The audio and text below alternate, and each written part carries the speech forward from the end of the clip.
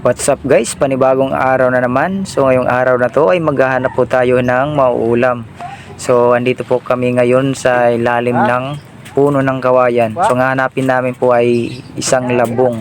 Ito po yung bagong sibol po na puno ng kawayan. So ayan guys, yung labong na kinukuha namin, yan po, ganyan pong itsura, no? Mapapansin nyo po, talagang kakaiba yan.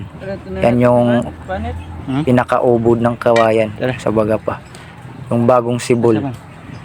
So hindi na namin pinakita dyan yung paglilinis nyan kasi anong oras na. Yan, pauwi na kami guys.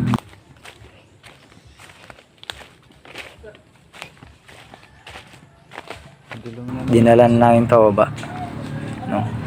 Kulit ng aso. So dyan banda guys, pinakuluan namin.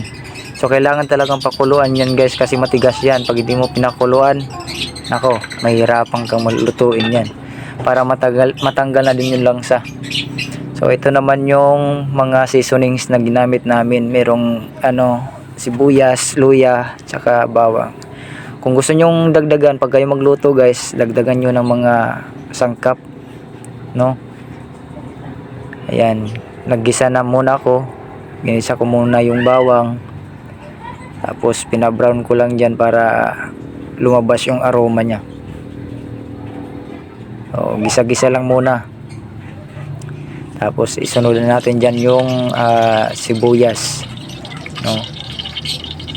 Yan, sunod natin yung sibuyas, tapos pabanguhin lang natin yung mga ginisa natin. Tapos sunod naman yan, ilalagay po natin yung luya. Isusunod natin yung luya. Yan, gisa-gisain lang natin hanggang sa lumabas yung aroma. Pagkatapos nyan, isunod na natin yung napigaan na natin na labong. Ayan, tapos na yan, napakuluan guys. So masarap yan. Pagkatapos yan, masarap yan pag maluto na. Comment kayo guys kung nakaranas ba kayo ng ganito, o kung nakakain na ba kayo ng ganito, yung lutong probinsya, yung labong kung tawagin. So habang minikos-mikos ko yan, hinawakan ko yung baka malaglag yung kawali. So ayan, nilagyan ko na ng pangalawang gata. Yan yung pinigaan ko kanina, yung pangalawang gata. So yan ang inuna natin.